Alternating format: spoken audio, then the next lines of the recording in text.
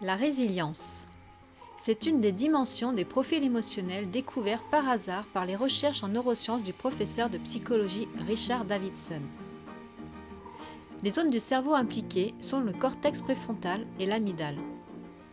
Alors qu'est-ce que c'est la résilience ? C'est une aptitude à surmonter les difficultés rapidement. Un accrochage avec un ami peut vous plomber pendant plusieurs heures, voire des jours. Votre voiture a un problème mécanique et vous voilà contrarié pour la journée entière. Vous êtes tendu avec votre conjoint et vos enfants, vous avez l'impression qu'il vous arrive toujours la même chose et avez beaucoup de mal à retrouver votre calme. Dans des situations d'échec, vous pouvez éprouver pendant des mois de la colère, de la rancune, de la tristesse et être sans arrêt tourmenté par ce passé. Dans ces situations-là, c'est que vous êtes lent à récupérer en matière de résilience. Plus la résilience est importante, plus on se remettra vite de ces émotions négatives. À ce moment-là, notre attitude est focalisée sur les solutions face à l'adversité. Néanmoins, il peut arriver qu'une personne qui récupère extrêmement rapidement peut manquer de motivation et accepter n'importe quel échec en haussant les épaules parce que, dans la vie, il ne faut pas s'en faire. Pour ma part, quand j'étais enfant et jeune adulte, j'étais extrêmement timide, ce qui correspond à une résilience lente à récupérer. Puis à mes 26 ans, c'est aussi le moment où le cortex préfrontal devient mature, j'ai créé mon entreprise.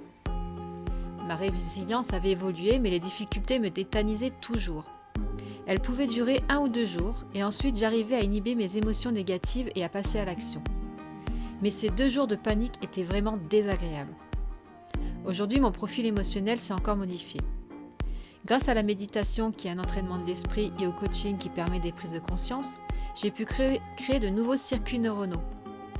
Résultat, je suis bien plus calme face aux obstacles. J'en ai fini avec la dramatisation, mon attitude est bien plus mature. Alors, cette faculté repose sur le cortex préfrontal gauche, capable d'inhiber l'activité d'autres zones du cerveau, en particulier celle de l'amygdale, qui est impliquée dans la genèse des émotions, de peur. Plus le cortex préfrontal gauche est actif et connecté à cette zone, plus vite il est capable d'inhiber et plus la résilience sera élevée.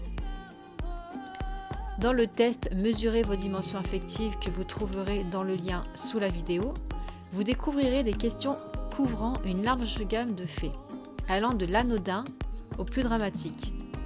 C'est parce que la récupération après des expériences mineures est directement liée à notre capacité de réagir face aux difficultés de la vie en général.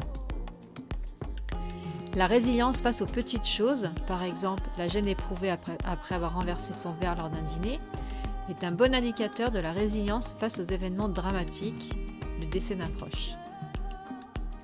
Si votre style de résilience nuit à votre quotidien, vous éloigne du bonheur, vous empêche d'atteindre vos objectifs, le deep coaching peut alors vous accompagner pour vous aider à le modifier.